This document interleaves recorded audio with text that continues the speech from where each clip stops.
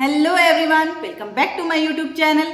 तो आज का जो वीडियो है वो थंबनेल देख के आपको पता लग गया होगा, वो हमारा रिलेटेड होने वाला है असिस्टेंट प्रोफेसर जो है वो, उसके लिए नेट जो है वो ऑलरेडी क्वालिफाई है, वो डिग्री वैलिड है या फिर हमें दोबारा से नेट की एग्जाम देनी होगी और दोबारा उसको क्वालिफाई करना होगा। तो चलिए इसी टॉपिक के साथ हम वीडियो को स्टार्ट करते हैं। तो ये जो मुद्दा है, ये जो फिलहाल टॉपिक है, ये चल क्यों रहा है? क्योंकि हरियाणा की जो पीएससी है उन्होंने नया आदेश जारी किया है कि जो अदर स्टेट के कैंडिडेट जो भी हरियाणा में आकर के असिस्टेंट प्रोफेसर की एग्जाम देंगे वो वहाँ पे वैलिड नहीं है, उनकी नेट की डिग्री वहाँ पे वैलिड नहीं है। और ये उन्होंने क्यों किया है? क्योंकि देखो, जैसे नेट क्या है, नेशनल लेवल का एलिजिबिलिटी टेस्ट है, मतलब हम अपने स्टेट प्लस अदर जितने भी अपने स्टेट हैं उन सभी में असिस्टेंट प्रोफेसर की एग्जाम दे सकते हैं।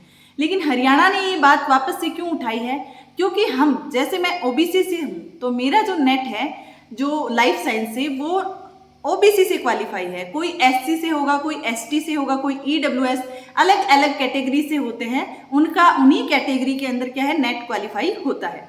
लेकिन हरियाणा के अंदर, मतलब अदर स्टेट में जब हम जाते हैं तो हम वहाँ पे जनरल में काउंट किए जाते हैं। जैसे मैं राजस्थान से हूँ, मैं अगर हरियाणा की एग्जाम दूंगी तो मेरे को वहाँ पे जनरल कैटेगरी से, मतलब जनरल कैटेगरी के अंदर जाना पड़ेगा। लेकिन मेरा जो नेट है वो ओबीसी से क्वालिफाइड है। तो हरियाणा ने क्या किया है कि या तो आप अगर ओबीसी से हो तो हरियाणा में एग्जाम नहीं दे सकते हो, अगर आपको हरियाणा में एग्जाम देनी है तो उन्होंने सेकंड ऑप्शन रखा है कि आप दोबारा से नेट क्वालिफाई करो, और इस बार जो आप नेट क्वालिफाई कर रहे हो वो आप जनरल कैटेगरी से करो। ठीक है, जो आप नेट क्वालिफाई करोगे उसमें जो अपनी कैटेगरी भरते हो वहां पे आपको जनरल कैटेगरी भरनी पड़ेगी, प्लस उस कैटेगरी को आप क्वालिफाई करोगे तभी आप उस स्टेट में एग्जाम दे पाओगे। ठीक है, तो ऐसा नहीं है कि आप बिल्कुल एग्जाम नहीं दे सकते हो, लेकिन अगर भाई आपको अपनी कैटेगरी से, अगर आप जनरल कैटेगरी से हो तो आपको कोई इश्यू नहीं है, आप कहीं भी एग्जाम दे सकते हो। लेकिन आप ओबीसी, एससी, एसटी, ईडब्ल्यूएस, जो भी कैटेगरीज है उनसे रिलेटेड हो तो आपको जनरल कैटेगरी से जो है नेट वापस से क्वालिफाई करना पड़ेगा। तो कोई बात नहीं, एग्जाम जो हर 6 महीने में नेट की एग्जाम आती है, आपको वापस एग्जाम देनी पड़ेगी, वापस प्रिपरेशन करनी पड़ेगी।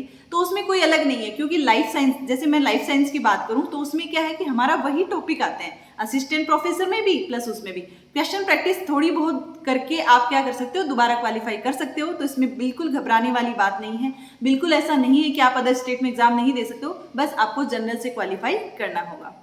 आई होप आपके लिए ये जो इन्फॉर्मेशन है वो बेनिफिशियल रही होगी। अगर बेनिफिशियल रही है, इस टाइप की ही और स्टडी रिलेटेड वीडियो से आप रिलेट करते हो तो आप मेरे चैनल को सब्सक्राइब कर सकते हैं, प्लस अदर मोटिवेशनल वीडियोस भी, या फिर कैसे अपनी तैयारी को मजबूत करें, कैसे अपनी जो गलतियां हैं उनसे बचें, उनसे रिलेटेड भी अगर वीडियो देखने हैं तो आप मेरा चैनल विजिट कर सकते हैं, सब्सक्राइब कर सकते हैं और वीडियोज़ को लाइक कर सकते हैं। Thank you.